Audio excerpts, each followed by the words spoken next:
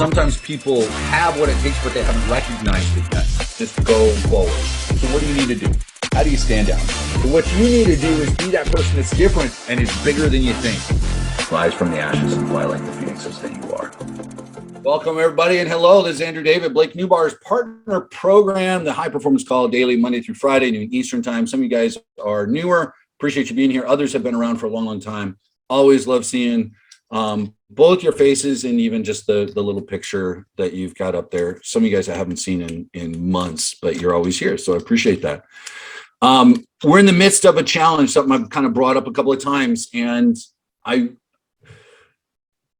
there's so many reasons behind them. There's so many reasons why they can work and why they will if you allow them to, meaning you got to work some. So I think that one of the biggest problems that we have, so many of us, is that we refuse to play big. So we end up playing small. We're scared to play big. We're scared to do more. And so we keep ourselves here. We have kind of this hero worship. We're looking out at others and seeing what they can do. And sometimes it is with a little bit of jealousy, and sometimes it is just hero worship. But we look at people achieving and it's them and their life and what they're doing, as opposed to something that each and every one of us is capable of doing in our sphere and where we are, right? We've got to push ourselves and play bigger. And the only way you're ever going to be bigger is if you start doing more of that. And it starts with, yes, affirmations are important because of the mind, and I'm going to touch on that in a minute. But one of the first things is deciding to be great and deciding that you're worthy of that. This comes about, and I think one of the biggest obstacles there is confidence. Cindy touched on it. She's doing the affirmations in a certain category where she's in the midst of strengthening herself so she can have more confidence in order to do more. And that's going to cycle, right? There's a process to momentum. There's a cycle to momentum. There's a cycle to confidence. You're going to become more confident. But there's a difference in self-confidence and the confidence in, this project or this business, or will this work for me, or will that work for me? There's a process to that, right? There's a difference in I'm confident in what Blake's put together. There's a difference in I'm confident in being a realtor. I'm confident in being a business owner, being an employee, being a good husband, and personal self-confidence. Now, self-confidence comes not arrogance and ego. If I run across someone that's confident in themselves, then I recognize someone that is consistently keeping promises with themselves. That's where self-confidence comes from. Continuously showing yourself that you're willing to follow through. And a lot of us, we struggle with the self-confidence because we started a diet and we did it for a little bit and then we let it slide, and we approached it in a way that mentally it was, this is a do or die, and if I don't do this, and this is it. This is the time I'm going to make it work, and I'm never going to change anything. And you go into it, and then something slips and you go, I screwed up. I'm not worth it. I couldn't see it through.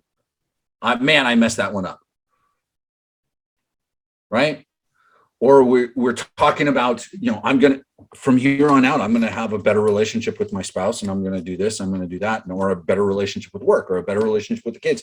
And then something happens and you're a little extra tired and you're kind of cranky because you haven't eaten and your stress levels are a little bit up, and somebody says something and you snap a little bit. And then I'm saying, instead of apologizing and trying to, communicate what's really going on and move on and say, hey, that shouldn't have happened. I'm sorry. Listen, et cetera, et cetera. I'm going to change this. We immediately shrink. We get more upset with them for having caused us the issue. And now I'm doing this. And then we look back and go, I can't do it. I always argue. There's always drama. It's just bullshit, blah, blah, blah, blah. We do it with diet. We do it with working out. We do it with the business. I posted for 5 days in a row. I talked with someone, not a part of this program, someone else they've got a different business and they're trying to do their digital marketing, and talking with me about me and my agency and doing some marketing for them. And they say, I've been doing this for 10 years and my marketing just has never seemed to work. So what have you done? Well, man, I was so consistent. I did it for everybody. It's just, I suck at it. My business I just don't think anybody wants my business. And so we started breaking down, and the commitment that he'd made to himself, he hadn't followed through in any big way. at all. He just kept letting it slide. Every time he'd start something, he wouldn't see it through. And then he'd blame it on the system. And really what he's doing subconsciously, even without recognizing, is he's breaking down his own level of self-confidence because he just never sees anything through. Any one of those things could have worked. For crying out loud, he had 10 years of starting and stopping and starting and stopping. Now, if you've had some of that in your life already, if you've started a number of things and you're wondering why this one isn't working yet, part of it is going to be that level of self-confidence that we need to rebuild within ourselves, where we need to start keeping promises to ourselves. You need to keep the promises that you make to you. So start small. Start with, in the midst of this 100-day challenge, guys, it's a little challenge each and every day. I'm going to get up a few minutes earlier.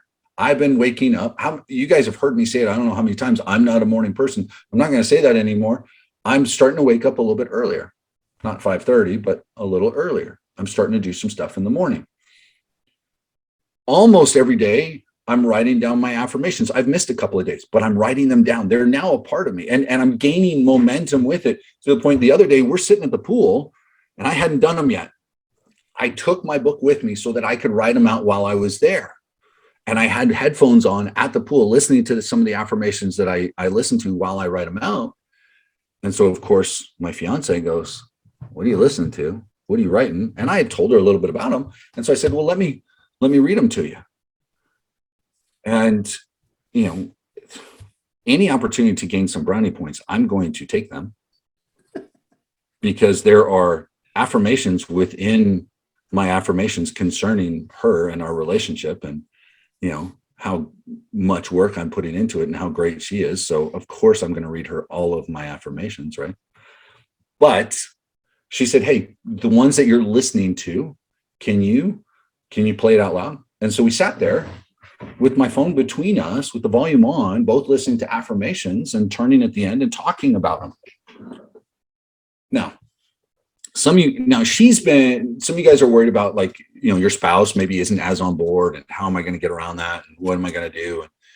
And, she went out that night, went to the store, came back and picked up books for our travel that we're going to write our affirmations in while we travel. And there's different travel quotes and other cool stuff in here. And I was like, that's awesome.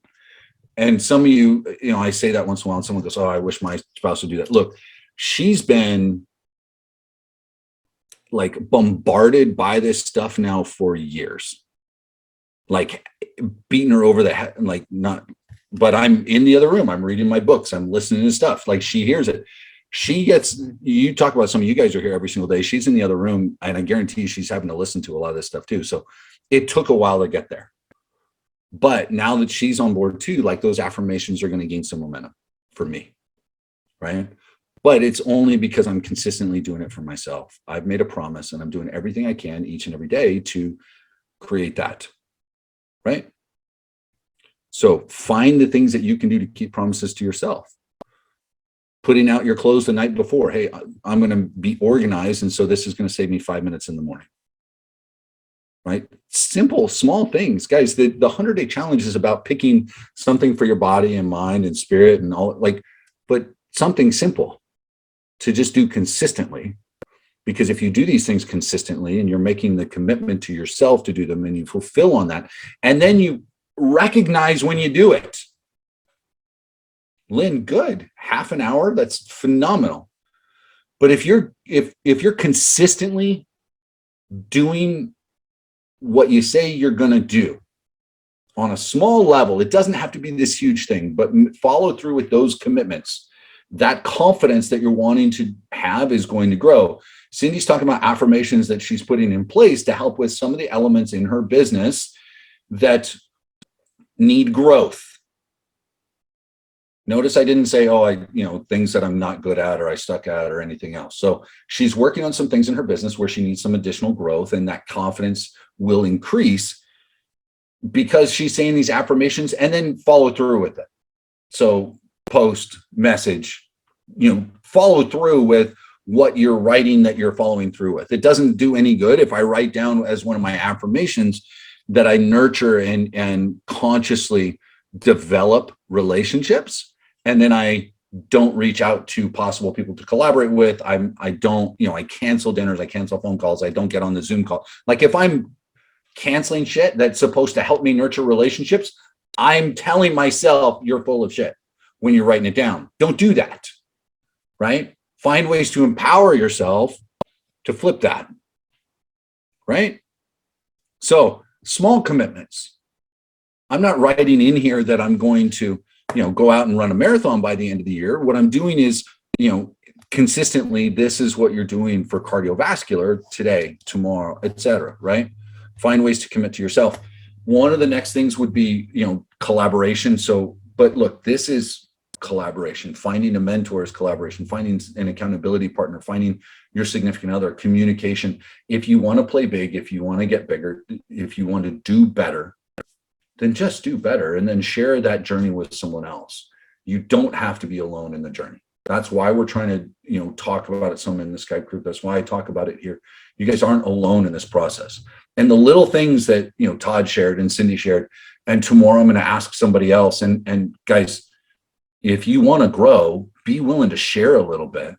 But I promise the little thing that you're willing to say is going to, someone else is sitting there going, oh, okay, that's a good idea. I promise someone else is going to think that. Okay. Because you guys hear me talking about it, but someone else is in exactly your shoes. And maybe that's what's needed sometimes. So the line of demarcation between self-confident expectations and the epiphany that compels us to act. That's and that's the thing is we get hammered with epiphanies for self-confidence, for pushing ourselves forward with challenges, with going to the next level. And I'll leave you with a real simple story that a lot of you guys have heard, but maybe this is what you need to kind of restart your challenge and get yourself going.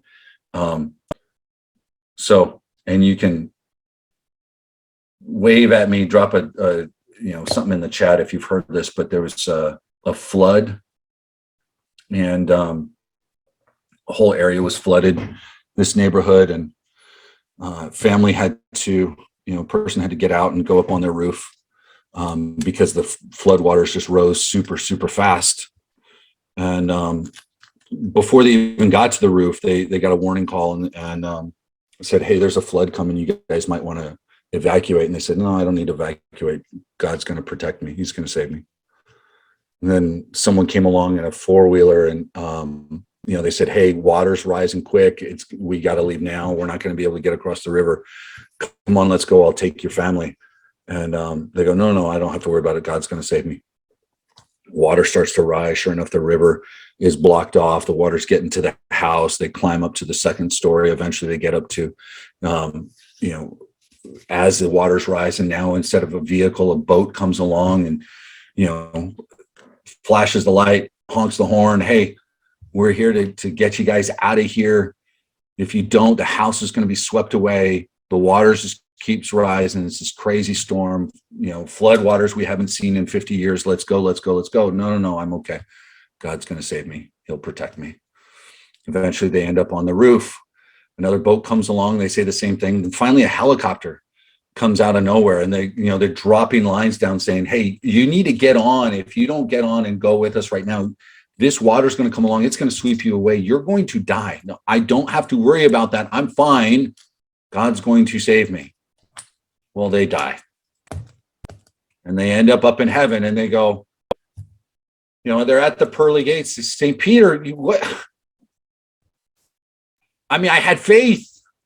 I declared my faith loudly. I knew that God would save me. What happened? Why didn't you? And he goes, look, we called you. We sent a four-wheeler. We sent a boat. We sent a helicopter. At some point, you got to do something. There's only so much we can do. Ladies and gentlemen, you guys are being shown over and over, be it here through Bob Proctor, Tony Robbins, all over the place.